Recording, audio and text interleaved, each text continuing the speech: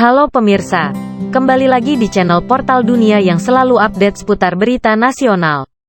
Sejumlah lembaga survei mencatatkan elektabilitas baca pres Koalisi Kebangkitan Indonesia Raya (KKIR), Prabowo Subianto unggul di kalangan Gen Z, 17-26 tahun, jelang Pilpres 2024. Litbang Kompas Mei tahun 2023, misalnya, merilis Prabowo mendapat perolehan 32,7% sebagai capres tertinggi di kalangan responden Gen Z. Ketua Umum Partai Gerindra itu berhasil unggul dari dua bakal capres lainnya, Ganjar Pranowo dan Anies Baswedan. Ganjar berhasil merengkuh 24,5% suara, sementara Anies hanya mengantongi 10% suara. Padahal dalam survei Litbang Kompas Oktober tahun 2022, Prabowo berada di posisi 2 yakni 26,6%. Sementara posisi teratas Ganjar dengan 28,1%. Sedangkan Anies masih di urutan ketiga dengan 13,3%.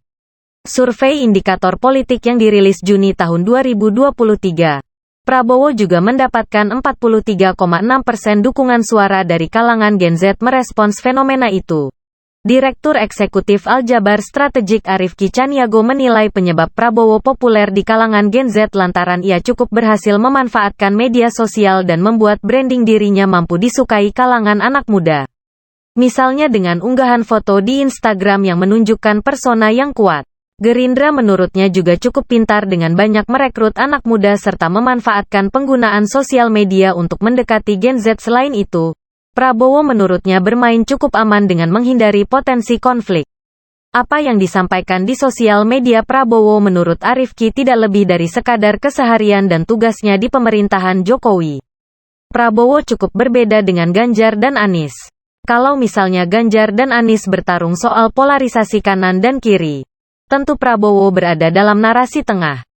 Makanya ini salah satu peluang juga bagi Prabowo diterima oleh kalangan Gen Z, kata Arifki saat dihubungi Indonesia.com, Kamis, 20/7. Pun ketokohan Prabowo dengan latar belakang militer dinilai mampu memantik semangat juang generasi muda Indonesia untuk terus membela kedaulatan bangsa dan negara. Sehingga sebagian besar Gen Z menilai Menteri Pertahanan tersebut sebagai sosok negarawan dan tokoh bangsa. Kendati demikian, tingkat kepopuleran Prabowo yang tinggi di kalangan Gen Z belum tentu mampu mengerek suara Prabowo pada kontestasi politik 2024 mendatang.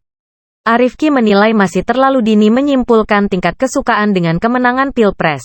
Indonesia yang kini memiliki generasi kunci di kalangan milenial dan Gen Z disebut-sebut memiliki sikap apatis yang perlu dianggap dan diyakini sebagai tantangan pada pemilu 2024. Artinya, belum tentu Gen Z akan mencoblos Capres 2024 kendati mereka memiliki tokoh yang disuka. Namun di sisi lain, milenial dan Gen Z juga bisa menjadi pemilih yang cukup baik lantaran mereka melek teknologi sehingga mampu mencari informasi yang mereka inginkan seluas-luasnya.